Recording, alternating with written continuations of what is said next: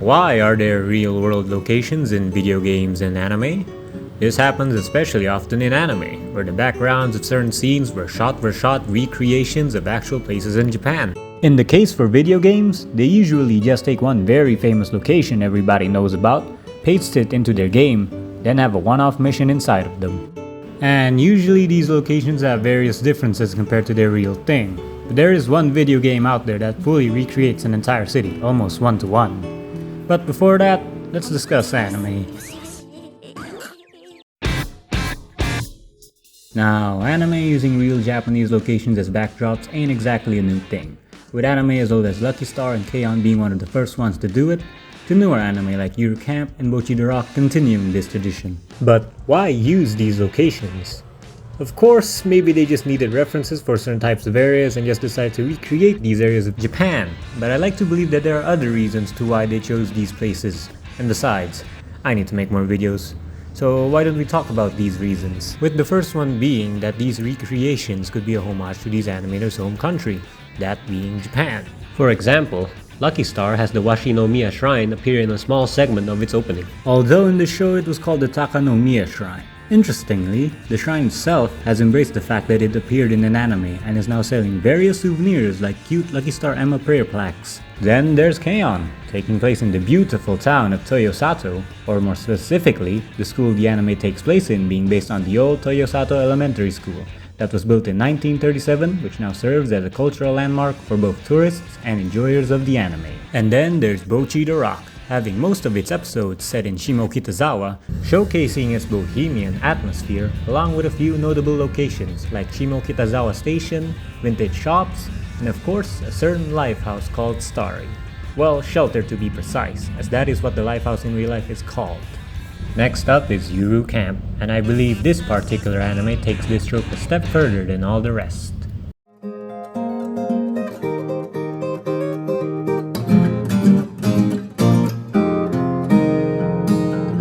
Yuru Camp. The slice of life anime about a pair of cute girls going camping is probably one of the most relaxing animes to ever exist.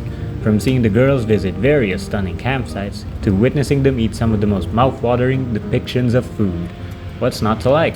Here's a fun fact. Did you know that not only are most of the campsites and shrines the girls visit are real, but almost all of the locations they visit are based off of real places in Yamanashi Prefecture? Well, the girls do visit other prefectures such as Shizuoka and Nagano, but it's mostly set in Yamanashi. Anyways, from the locally owned cafes to the onsens the characters relax in. Heck, even minor locations are represented well in this anime. If you too want to see all the various real-world locations the anime depicts, there are various websites showing the whereabouts of these places. But it's not just for Yuru Camp. You can also see what other anime uses locations in real life. From viewing these websites, I found out that Yuru Camp depicts a lot of real-world locations when compared to other anime, but I suppose that's what happens when every episode features several of these locations. It kind of feels surreal to know that the places where you watch these characters enjoy a nice snack or shop for ingredients are all real places with real people doing the exact same things the characters are doing in the show. And I believe that's what makes Yuru Camp special. It's not just an anime about the joys of camping. It's also a tour of Japan's beautiful countryside. The amount of detail the show gives in its depictions of food, landscapes, and cultural practices, you can really tell the animators have a genuine love for the wilderness of their home country and wanted to share its beauty with the rest of the world. Another thing to note is since every episode of Yuru Camp essentially takes place in a mini recreation of Yamanashi or one of its nearby regions, it makes the anime feel more authentic. Knowing that these characters are camping, eating, and relaxing in the same places real people do also makes them feel real in a way. Or maybe it's just my schizophrenia acting up. In any case, adding these real places is a way for animators to pay tribute to their respective home countries, and at the same time, adds a sense of realism to its stories. But what if I told you that having these locations appear in animes would also have an effect on the real world? Well, enter AnimePilgrimages. So what are these so-called anime pilgrimages? Well, they are pilgrimages made by anime fans that go and visit the places shown in their favorite animes, hence the name. On one hand, this can be a good thing, as having fans from within Japan or outside of Japan go out of their stinky little rooms to visit these places serves as tourism, which is obviously a good thing as it improves the country's economic gains and provides an apt opportunity for cultural exchanges. But it can also bring its share of social detriments, as receiving visitors who most likely don't know your country's norms and standards could cause a few problems, leading to clashes between cultures. Then again, it could also be the sudden burst of fame some of these locations receive that creates the issues. For example, take Bochi the Rock's real-life counterpart, Starry. Ever since the anime aired, the Lifehouse has had to take precautions preventing fans from taking pictures near or sometimes even in front of the entrance, so that they don't interfere with venue operations and nearby establishments during the day. Sure, one or two fans taking pictures isn't exactly a big deal, but we ain't talking about a few fans here. Despite these issues, I'm confident that the benefits still outweighs the cons, as the problems with tourists misbehaving has always been an inherent risk with tourism, and the Shelter Lifehouse's sudden overflow of fans may have caused a few disruptions. But if even a small percentage of those fans decide to just buy tickets for a show in the Lifehouse and be able to get the privilege of entering the very location Kesaku band performs their songs, I'd bet the Lifehouse would be benefiting greatly. So yeah, I think it's pretty cool to have real-world locations show up in animes. Of course, the main reason for doing this is to be able to save time, since animators can just recreate existing locations instead of creating ones from scratch. But I think they can also do other things, like act as little sneak peeks to Japan's architecture, so those of us who can't afford the journey to the country can still witness its charms. I'm one of those people. Anyways, it also promotes the country's architecture to those who can afford the trip, thus increasing tourism. In conclusion, I think it's great, and I wouldn't mind if even more anime did this as well. As long as they don't start using these locations in settings that don't make sense. Sir King, a second dragon has hit the towers. Oh hell no! That's hell no! Whoa!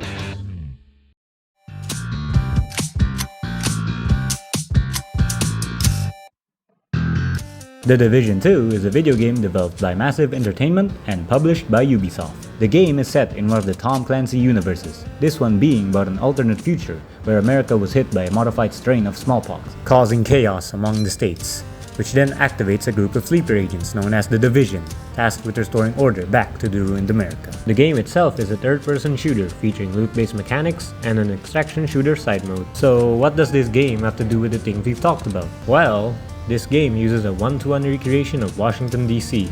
Well, not exactly one-to-one, as they needed to sell the idea that the setting takes place in a post-apocalypse America. Thus, the open world has rubbish, abandoned cars, overgrown moss, and bandits everywhere. So it's essentially just like Detroit. Ignoring the various garbage and raiders everywhere, the geography of the city itself is pretty much the same. So much so, in fact, many players have been able to navigate the city without utilizing the in-game map due to the fact that these players live in the damn area. Imagine the neighborhood you live in. You would know the surrounding area like the back of your hand, right? Well, that's how certain Division 2 players feel when they explore its open world. And I'm sure this can bring its own kind of fun, as the players who have real experience with the area probably have personal connections to one or two buildings there. Maybe it's your favorite restaurant, or your preferred cafe, or maybe it's the church that he was baptized in inside the game. I'm trying to get baptized, let's go. I'm about to burn it to the ground. or even Yes! Yo, Astros! And I'm sure seeing the game's rendition of these familiar places is going to be pretty fun.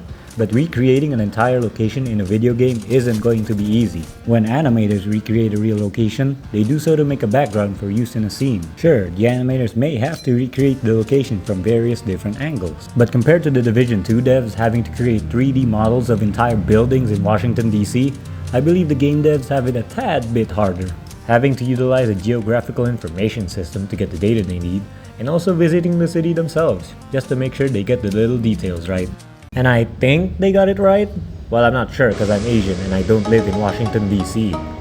But considering how accurate some of these comparison shots can be, I believe they did good. Though this brings up an issue with this approach of designing an open world. What about the players that aren't familiar with Washington, D.C.?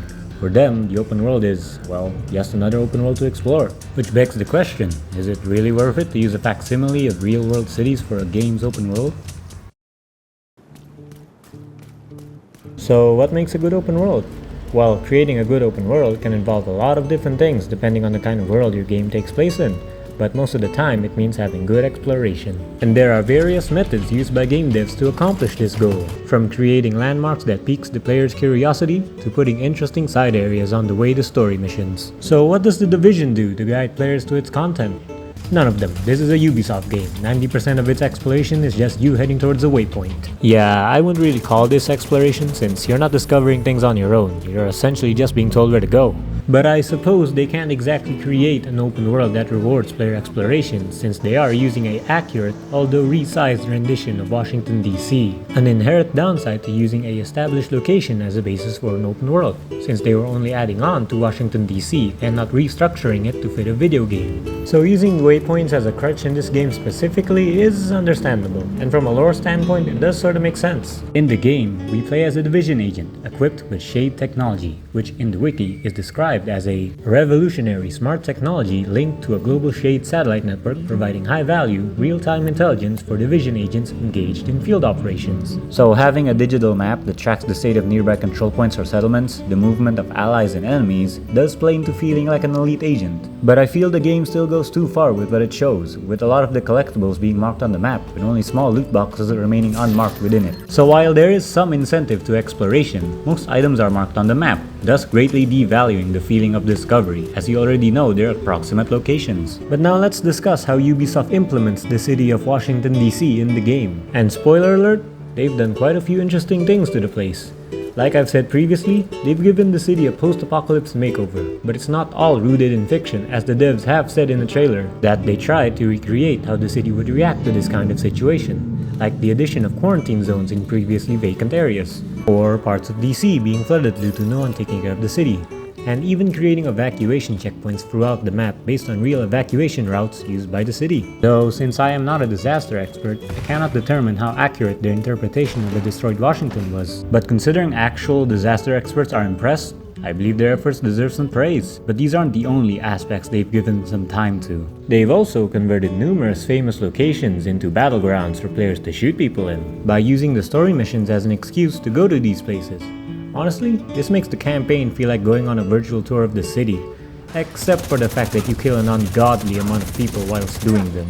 They also probably modified the interior of some of these buildings to fit their mission structure better, but from what I've seen, they have tried to remain as close as they can to the original layout of these places. But they've also exaggerated greatly in some areas. An example of this is the undercroft of the Washington Memorial housing a military training ground for the enemy faction. I think it's little embellishments like these that make the world of The Division 2 interesting, even for those who have frequently visited Washington. Honestly, I have a massive respect for massive entertainment, for creating a twisted yet sort of beautiful rendition of Washington DC, where in 1 second you can be immersed in the nature that has overtaken the city, and in the next be a participant in a vicious gunfight. At the end of the day, it's up to the writer to determine in what kinds of places their story will unfold. Maybe it's a fictional setting, or maybe it's a real location. If it is real, did they choose so to avoid the hassle of making up a fictional one? Or is there a thematic reasoning for it? The world should fit the vibe of the story you're trying to tell. Anime like Yuru Camp is a slice of life story about the great outdoors of Japan. That's why it makes sense to include real campsites. While something like The Division, being set in a collapsed America, modifies various aspects of Washington DC to fit its apocalyptic aesthetic. So don't be restricted to faithfully recreating an area. Modify the world to fit your vision. The Stalker series is a great example of this, being set in the real Chernobyl exclusion zone, but giving it a supernatural twist, creating a world that is both similar yet so different from the one we live in. So even if your stories are set in a real place, don't be afraid to make some changes. After all, the world should fit the story you want to tell, not the other way around. Hey, just want to quickly mention that I reached 10 subscribers recently, so thank you very much to the people who have subscribed. I do very much appreciate it. Anyways, thanks for watching.